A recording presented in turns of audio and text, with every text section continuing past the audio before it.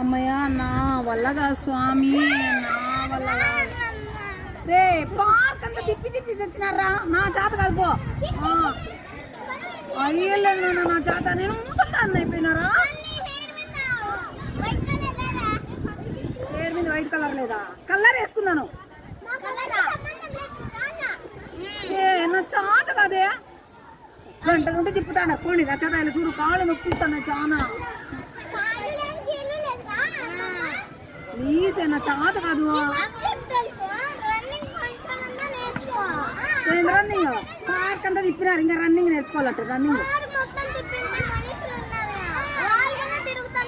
వాళ్ళంటే చిన్నవాళ్ళు, నేను ముసలాయమ్మని.